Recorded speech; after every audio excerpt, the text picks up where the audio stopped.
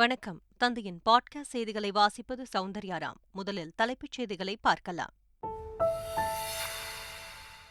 முதலமைச்சர் ஸ்டாலின் தலைமையில் வருகின்ற 26ஆம் தேதி அமைச்சரவைக் கூட்டம். ஆன்லைன் ரம்மி விவகாரம், புதிய தொழில் நிறுவனங்களுக்கு அனுமதி குறித்து ஆலோசனை.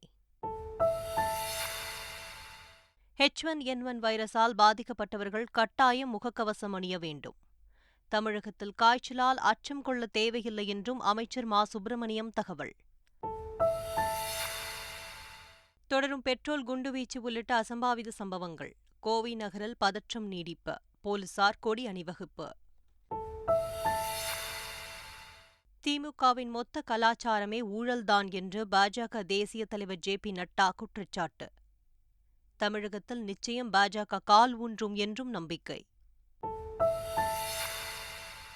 நாக்பூரில் நடைபெற்ற 2வது T20 கிரிக்கெட் போட்டி. ஆஸ்திரேலியாவை 6 விக்கெட் வித்தியாசத்தில் வீழ்த்தி இந்தியா அபாரம். இனி விரிவான செய்திகள். தமிழ்நாடு முதலமைச்சர் மு. க. ஸ்டாலின் தலைமையில் தமிழக அமைச்சரவைக் கூட்டம் வரும் 26ஆம் தேதி காலை நடைபெறவுள்ளது. சென்னை தலைமைச் செயலகத்தில் நடைபெறும் இந்த கூட்டத்தில் அக்டோபர் மாதம் கூடவுள்ள தமிழக சட்டப்பேரவைக் கூட்டத்தொடர் குறித்து விரிவான ஆலோசனை மேற்கொள்ளப்படும் என்று எதிர்பார்க்கப்படுகிறது. ஆன்லைன் ரம்மி தடை உள்ளிட்டவை குறித்தும் ஆலோசிக்கப்படும் என்று தெரிகிறது. சென்னை தலைமைச் செயலகத்தில் எங்கிருந்தும் எந்நேரத்திலும் என்ற இணையதளம் மூலமாக பொதுமக்கள் எங்கிருந்தும் பட்டா மாறுதலுக்கு விண்ணப்பிக்கும் வசதியை முதல்வர் ஸ்டாலின் தொடங்கி வைத்தார். இப்புதிய சேவையின் மூலம் பொதுமக்கள் பட்டா மாற்றத்திற்கு விண்ணப்பிக்க வட்டாட்சியர் அலுவலகங்கள், பொது சேவை மையங்களுக்கு செல்ல வேண்டிய அவசியம் இருக்காது. திருச்செந்தூரில் பத்மஸ்ரீ டாக்டர் ப. சிவந்தி ஆதித்தனாரின் 87வது பிறந்தநாள் விழா அரசு விழாவாக இன்று கொண்டாடப்படுகிறது. கடந்த 2 ஆண்டுகளாக எளிமையான முறையில் இந்த விழா நடைபெற்று வந்த நிலையில் இந்த முறை சிறப்பாக கொண்டாடப்பட உள்ளது. இன்று நடைபெறும் விழாவில் முக்கிய அமைச்சர்கள், பிரமுகர்கள் உள்ளிட்டோர் பத்மஸ்ரீ ப. சிவந்தி ஆதித்தனாரின் சிலைக்கு மாலை அணிவித்து மரியாதை செலுத்த உள்ளனர். இந்த நிலையில் திருச்செந்தூரில் உள்ள டாக்டர் சிவந்தி ஆதித்தனார் மணிமண்டபம் பல்வேறு வண்ண விளக்குகளால் அலங்கரிக்கப்பட்டுள்ளது. H1N1 வைரஸால் பாதிக்கப்பட்டவர்கள் கட்டாயம் முகக்கவசம் அணிய வேண்டும் என மக்கள் நல்வாழ்வுத்துறை அமைச்சர் மா. சுப்பிரமணியன் தெரிவித்துள்ளார். நெல்லையில் செய்தியாளர்களிடம் பேசிய அவர், காய்ச்சலால் தமிழகத்தில் அச்சம் கொள்ள தேவையில்லை என்று தெரிவித்தார். கடந்த ஜனவரி மாதத்தில் இருந்து H1N1 வைரஸ் பரவி வருவதாகவும் அவர் கூறினார். பெரிய அளவில் பதட்டப்பட வேண்டிய, அச்சப்பட வேண்டிய சூழல் என்பது தமிழகத்தில் இல்லை என்றாலும், சாதாரண காய்ச்சல் பாதிப்பு என்பது தொடர்ச்சியாக எப்போதும் போல இருந்து கொண்டிருக்கிறது. இதை மாண்புமிகு தமிழக முதல்வர் அவர்கள் இந்த காய்ச்சலுக்கு கூட வடகிழக்கு பருவமழை வருகிற வரையிலும் அல்லது வந்து போய் பாதிப்பு குறைகிற வகையிலும் காய்ச்சல் முகாம்களை தமிழ்நாடு முழுவதிலும் தொடர்ச்சியாக நடத்திட வேண்டும் என்று சொல்லியிருக்கிறார்கள். நெல் கொள்முதல் நிலையத்தில் மூட்டைகளை விற்பனை செய்யும் அளவிற்கு தடை ஏதும் இல்லை என்றும், இதுகுறித்து வெளிவரும் வீண் வதந்திகளை நம்ப வேண்டாம் என்றும் நுகர்வோர் பாதுகாப்புத்துறை செயலாளர் ராதாகிருஷ்ணன் கேட்டுக் கொண்டுள்ளார். விவசாயிகளோட நெல் கொள்முதல் பண்ணாம வியாபாரிகள் இருக்கிறாங்க. வியாபாரிகளும் ட்ரேடர்ஸ் அவங்க மட்டும் தயவு செய்து இந்த உன்னதமான திட்டத்தில் minimum support price plus production incentive நம்ம கொடுக்கறது விவசாயியோட நலனுக்காக, வியாபாரியோட நலனுக்கு அல்ல.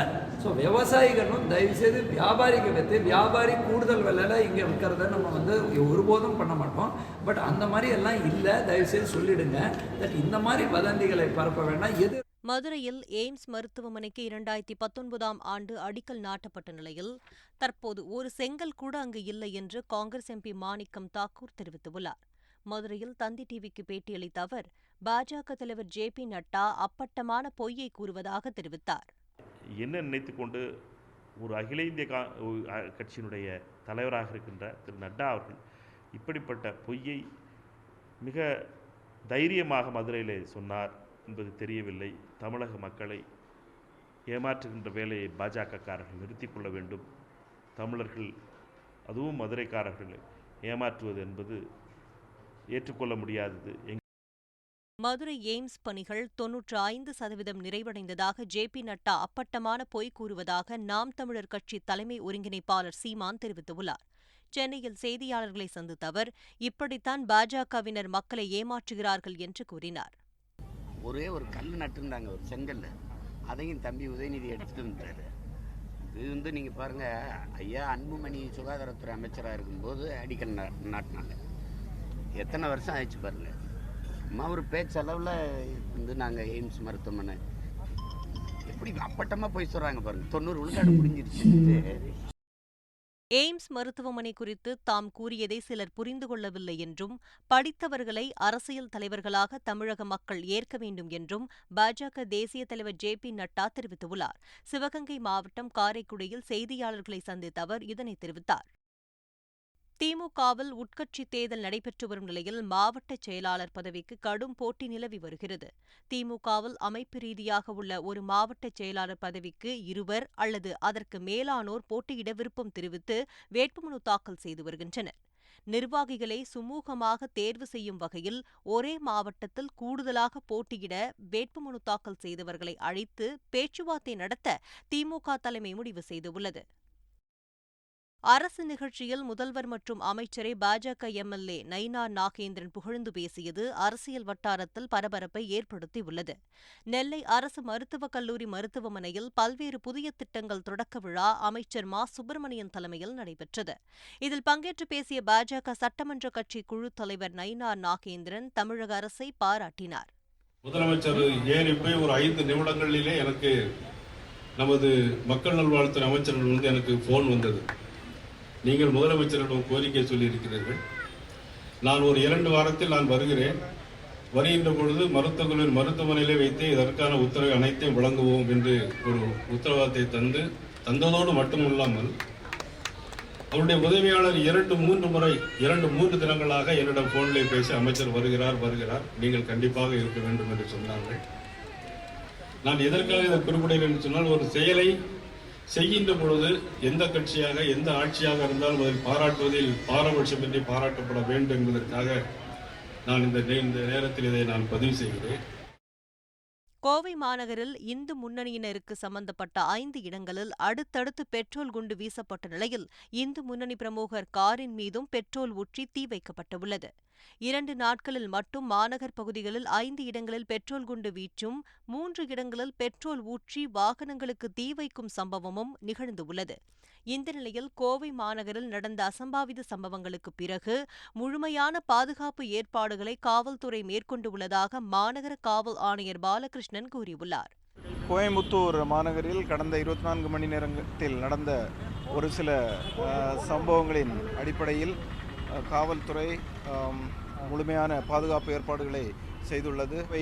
மாநகரில் முழுமையாக அமைதியை நிலைநாட்ட அனைத்து செக் போஸ்ட், நகருக்குள் வரக்கூடிய அனைத்து சாலைகளிலும் கண்காணிப்பு கேமராக்கள் பொருத்தப்பட்ட செக் போஸ்ட்கள் இருக்கின்றன. செக் போஸ்ட் இல்லாத சாலைகளிலும் புதிதாக கேமராக்கள் இன்று பொருத்தப்பட்டிருக்கின்றன. பிரசவ காலங்களில் மருத்துவர்கள், செவிலியர்கள் பலியாக்கப்படும் நடவடிக்கையை அரசு கைவிட வேண்டும் என மருத்துவர்கள் சங்கம் வலியுறுத்தியுள்ளது. மதுரை அரசு ராஜாஜி மருத்துவமனையில் செய்தியாளர்களை சந்தித்த அந்த சங்கத்தின் நிர்வாகி செந்தில், விசாரணையின்றி மருத்துவர்கள் மீது நடவடிக்கை எடுத்தால் போராட்டம் நடத்த முடிவு செய்துள்ளதாக தெரிவித்தார். அதிமுகவின் தலைமைக்கு வருவதற்காக முதல்வர் ஸ்டாலினின் துணையை தேடுவதாக குற்றம் சாட்டி பன்னீர்செல்வத்தை முன்னாள் அமைச்சர் காமராஜ் விமர்சித்துள்ளார். எடப்பாடி அவர்கள் துணை பொதுச் செயலாளராக தேர்வு செய்யப்படுகிறார். யாரால? எங்களை போன்ற பொதுக்குழு உறுப்பினர்கள், இங்க இருக்க நிர்வாகிகள் ஏற்றுக்கொள்கிறார்கள், தொண்டர்கள் ஏற்றுக்கொள்கிறார்கள். சரி, நான் வர வேண்டும், அதை தடுக்க வேண்டும் என்று சொன்னால், அதிமுக ஜனநாயக முறைப்படி வர வேண்டும் என்று சொன்னால் யாரை துணை தேட வேண்டும்? யார் தொண்டனை? அதிமுக தொண்டர்கிட்ட துணை தேடணும். ஸ்டாலின் போய் துணை தேடுறீங்களா? வெக்கமாக இல்லை. RSS பேரணிக்கு அனுமதி வழங்கியிருக்கும் உயர்நீதிமன்றத்தின் தீர்ப்புக்கு எதிராக உச்சநீதிமன்றத்தில் மேல்முறையீடு செய்ய வேண்டும் என்று நாம் தமிழர் கட்சி ஒருங்கிணைப்பாளர் சீமான் வலியுறுத்தியுள்ளார். அவர் வெளியிட்டுள்ள அறிக்கையில், RSS இயக்கம் தமிழகத்தில் பேரணி நடத்துவதற்கு அனுமதி வழங்கியிருக்கும் உயர்நீதிமன்றத்தின் தீர்ப்பு பெரும் அதிர்ச்சி அளிக்கிறது என்று கூறியுள்ளார். ஆசிரியர் தகுதித் தேர்வின் முதல் நாள் தேர்வு அக்டோபர் 14ஆம் தேதி முதல் 20ஆம் தேதி வரை நடைபெறும் என்று ஆசிரியர் தேர்வு வாரியம் தெரிவித்துள்ளது. இதுகுறித்து அரசு தேர்வுகள் வாரியம் வெளியிட்டுள்ள அறிக்கையில், ஆசிரியர் தகுதித் தேர்வு தாள் ஒன்றை எழுத 6,32,764 பேர் விண்ணப்பித்துள்ளதாக கூறப்பட்டுள்ளது. 2ஆம் தாளுக்கான தேர்வு தேதி பின்னர் அறிவிக்கப்படும் என்று ஆசிரியர் தேர்வு வாரியம் தெரிவித்துள்ளது. ஆங்கிலம் மற்றும் மென்திறன் பயிற்சி பாடத்திட்டத்தினை தரப்படுத்துவதற்காக தமிழ்நாடு மகளிர் மேம்பாட்டு நிறுவனம் பிரிட்டிஷ் கவுன்சில் நிறுவனத்துடன் ஒப்பந்தம் செய்துள்ளது. ஊரக வளர்ச்சித்துறை அமைச்சர் பெரிய கருப்பன் முன்னிலையில் இந்த ஒப்பந்தம் கையெழுத்தானது. இதன் மூலம் 18 முதல் 35 வயதிற்கு உட்பட்ட கிராமப்புற ஏழை எளிய இளைஞர்களுக்கு வேலைவாய்ப்புகளுக்கு ஏற்ற ஆங்கில அறிவு கற்றுக் கொடுப்பதற்கு தேவையான பாடத்திட்டம் வடிவமைத்து தரப்படும் என்று அதிகாரிகள் தெரிவித்துள்ளனர். தமிழ்நாட்டின் பல்வேறு இடங்களில் பாப்புலர் ஃப்ரண்ட் ஆஃப் இந்தியா மற்றும் SDBI நிர்வாகிகள் கைது செய்ததை கண்டித்து கண்டன ஆர்ப்பாட்டம் நடைபெற்றது. சென்னை, சிதம்பரம், கடலூர், திருப்பூர் உள்ளிட்ட மாவட்டங்களில் ஆர்ப்பாட்டத்தில் ஈடுபட்ட ஏராளமானோர் மத்திய அரசுக்கு எதிராக கண்டன கோஷங்கள் எழுப்பினர். கேரளாவில் பாப்புலர் ஃப்ரண்ட் அமைப்பு நடத்திய முழு அடைப்பு போராட்டத்திற்கு மக்கள் ஆதரவு தராததால் பல இடங்களில் வன்முறை நிகழ்ந்தது. ஆம்புலன்ஸை மறித்தும் கடைகளை அடைத்தும் வன்முறை சம்பவங்களில் ஈடுபட்ட 127 பாப்புலர் ஃப்ரண்ட் உறுப்பினர்கள் கைது செய்யப்பட்டுள்ளனர். 229 பேர் தடுப்பு காவலில் வைக்கப்பட்டுள்ளனர். இந்த நிலையில் கேரளாவில் பாப்புலர் ஃப்ரண்ட் ஆஃப் இந்தியா அழைப்பு விடுத்த பந்திற்கு கேரள உயர்நீதிமன்றம் கடும் கண்டனம் தெரிவித்துள்ளது. NIA மற்றும் அமலாக்கத்துறை சோதனை என்னும் பெயரில் இஸ்லாமிய அமைப்புகளின் பொறுப்பாளர்கள் மீது பாஜக அரசு ஒடுக்குமுறையை கட்டவிழ்த்துவிட்டு வருவது கண்டிக்கத்தக்கது என்று விடுதலை சிறுத்தைகள் கட்சித் தலைவர் திருமாவளவன் தெரிவித்துள்ளார். அவர் வெளியிட்டுள்ள அறிக்கையில் SDBI, Popular Front of India போன்ற இயக்கங்களை நசுக்குவதில் பாஜக கூடுதல் கவனம் செலுத்தி வருகிறது என்று கூறியுள்ளார். மின்வாரிய ஊழியர்களுக்கு அகவிலைப்படி 3% உயர்த்தி மின்வாரியம் அறிவிப்பு வெளியிட்டுள்ளது. இது தொடர்பாக வெளியிடப்பட்டுள்ள செய்திக்குறிப்பில் மின்வாரிய தொழிலாளர்கள் மற்றும் அலுவலர்களுக்கு வழங்கப்படும் அகவிலைப்படி 3% உயர்த்தப்பட்டுள்ளதாக தெரிவிக்கப்பட்டுள்ளது. நெல்லை மாவட்டம் ராதாபுரத்தில் விதிகளை மீறி செயல்பட்டதாக 2 கல்குவாரிகளின் உரிமையாளர்களுக்கு 31 கோடி ரூபாய் அபராதம் விதித்து கனிமவளத்துறை உத்தரவிட்டுள்ளது. ராதாபுரம் இருக்கன்துறையில் உள்ள 2 குவாரிகளும் தமிழக அரசிற்கு வருவாய் இழப்பு ஏற்படுத்தியது, அனுமதிக்கப்பட்ட விதிமுறைகளை பின்பற்றாமல் செயல்பட்டது உள்ளிட்ட காரணங்களுக்காக இந்த நடவடிக்கையை கனிமவளத்துறை எடுத்துள்ளது. மதுரை தமுக்கம் மைதானத்தில் புத்தகத் திருவிழா தொடங்கியுள்ளது. புத்தகத் திருவிழாவை அமைச்சர்கள் மூர்த்தி, பழனிவேல் தியாகராஜன் ஆகியோர் தொடங்கி வைத்தனர். அக்டோபர் 3ஆம் தேதி வரையில் நடக்கும் இந்த திருவிழாவில் 22 முன்னணி பதிப்பகங்களின் அரங்குகள் இடம்பெற்றுள்ளன. ஜனநாயக நாட்டில் அமைதியான வழியில் போராட அனைவருக்கும் உரிமை உண்டு என்று உயர்நீதிமன்ற மதுரை கிளை கருத்து தெரிவித்துள்ளது. உண்ணாவிரத போராட்டம் நடத்த அனுமதிக்க உத்தரவிடக் கோரிய வழக்கை விசாரித்த நீதிபதி, ஜனநாயக நாட்டில் வன்முறையின்றி அமைதியான வழியில் போராட அனைவருக்கும் உரிமை உண்டு என்று கருத்து தெரிவித்துள்ளார். பொன்னியின் செல்வன் படத்தில் வருவது போல நிஜ வாழ்க்கையிலும் ஜெயராம் தன்னை அன்புடன் வழி நடத்துவதாக ஜெயம் ரவி நிகழ்ந்துள்ளார். ஜெயராமுடன் சபரிமலைக்கு சென்று சுவாமி தரிசனம் செய்த புகைப்படங்களை பகிர்ந்துள்ள ஜெயம் ரவி, ஜெயராமை குருசுவாமி என்று அழைத்து மகிழ்ந்துள்ளார். சிலம்பரசனுடன் இணைந்து பார்வை மாற்றுத்திறன் மாணவர்கள் வெந்து தணிந்தது காடு படத்தை ரசித்தனர். சென்னையில் உள்ள திரையரங்கில் பார்வை மாற்றுத்திறன் மாணவர்கள் மற்றும் குழந்தைகளுக்காக சிறப்பு காட்சி திரையிடப்பட்டது. இதில் நடிகர் சிலம்பரசன், தயாரிப்பாளர் ஐசரி கணேஷ் கலந்து கொண்டு மாணவர்களுடன் இணைந்து படத்தை ரசித்தனர். பத்மஸ்ரீ டாக்டர் சிவந்தி ஆதித்தனாரின் பிறந்தநாளை முன்னிட்டு நாகையில் மாநில அளவிலான பீச் வாலிபால் போட்டி தொடங்கியுள்ளது.